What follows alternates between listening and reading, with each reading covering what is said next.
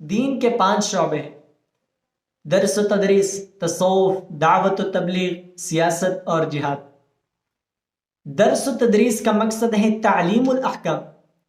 اسی شعبے میں آپ کو احکامات سکھائے جاتے ہیں، قرآن سکھایا جاتا ہے، احادیث سکھائے جاتے ہیں، تو اس شعبے کا مقصد ہے تعلیم الاحکام۔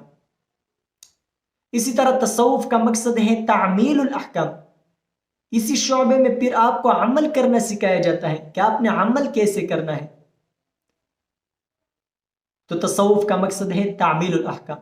اسی طرح دعوت و تبلیغ کا مقصد ہے تبلیغ الاحکام، کہ آپ نے احکامات کو لوگوں تک کیسے پہنچانا ہے، قرآن و حدیث کو لوگوں تک کیسے پہنچانا ہے، لوگوں تک پہنچانے کا طریقہ کار کیا ہے، تو یہ طریقہ کار آپ کو دعوت و تبلیغ میں سکھایا جاتا ہے۔ تو دعوت و تبلیغ کا مقصد ہے تبلیغ الاحکام۔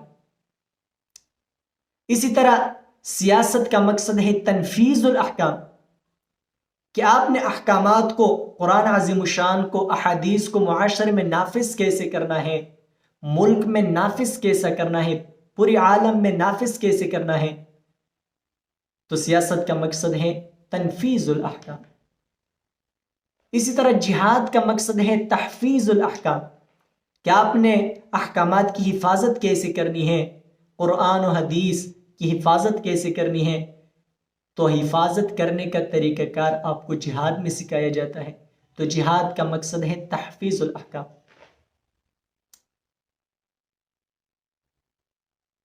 تو دین کے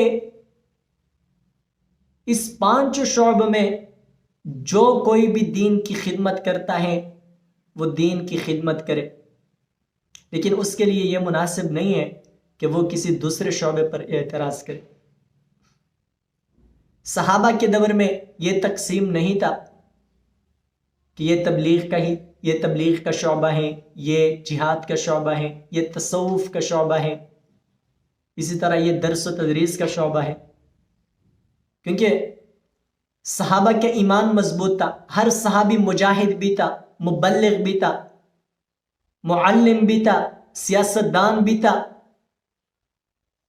تو اس وجہ سے وہاں پر یہ تقسیم نہیں تھی۔ ہر صحابی تبلیغ میں بھی حصہ لیتا تھا، جہاد میں بھی حصہ لیتا تھا، سیاست میں بھی حصہ لیتا تھا، کیونکہ ان کی ایمانی طاقت مضبوط تھی۔ لیکن آج کل کے دور میں ایمان کمزور ہوتی چلی آ رہی ہے، جس کی وجہ سے ہر ایک آدمی دین کے ہر شعبے میں بھرپور حصہ نہیں لے سکتا ہے۔ تو ہمارے علماء نے، ہمارے اکابرین نے یہ ترتیب بنایا ہے کہ ہم اجتماعی طور پر دین کے تمام شعبوں پر عمل کیسے کریں۔ تو اس کے لیے یہ ترتیب بنایا کہ یہ جہاد کا شعبہ ہے۔ اگر کوئی سیاست میں حصہ نہیں لے سکتا ہے وہ جہاد میں حصہ لے، اگر کوئی جہاد میں حصہ نہیں لے سکتے وہ دعوت و تبلیغ میں حصہ لے، اگر کوئی دعوت و تبلیغ میں حصہ نہیں لے سکتا ہے وہ درس و تدریس میں حصہ لے، اگر کوئی درس و تدریس میں حصہ نہیں لے سکتے وہ تصوف میں حصہ لے۔ تو ہمارے اکابرین نے یہ ترتیب بنایا ہے۔ یہ ہماری کمزوری ہے کہ ہم درس و تدریس کرتے ہیں لیکن سیاست میں حصہ نہیں لے سکتے، جہاد میں حصہ نہیں لے سکتے، دعوت و تبلیغ میں حصہ نہیں لے سکتے۔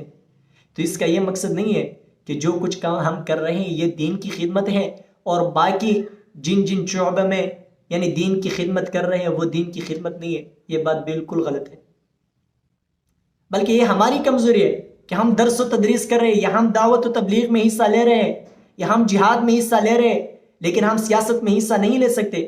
تو اس کا یہ مقصد نہیں ہے کہ سیاست والے یعنی دین کی خدمت نہیں کرتے۔ یہ بات بالکل غلط ہے، یہ ہماری کمزوری ہے، ہماری ایمان کی کمزوری ہے۔ تو اس وجہ سے مولانا اشرف علی تھانوی رحمہ اللہ نے لکھا ہے کہ اگر کوئی دین کے کسی بھی شعبے میں دین کی خدمت کرتا ہے لیکن وہ دوسرے شعبے پر اعتراض کرتا ہے تو یہ اسی شعبے میں اخلاص کے ساتھ کام نہیں کرتا ہے، تو یہ اسی شعبے میں مخلص نہیں ہے۔ تو اس وجہ سے دوسرے شعبے پر اعتراض کرنے کا حق ہم کو حاصل نہیں ہے۔ کمزوری ہماری ہے اور ہم اپنی کمزوری دوسرے کے گلے میں ڈالتے ہیں تو یہ بالکل انصاف سے بغاوت ہے۔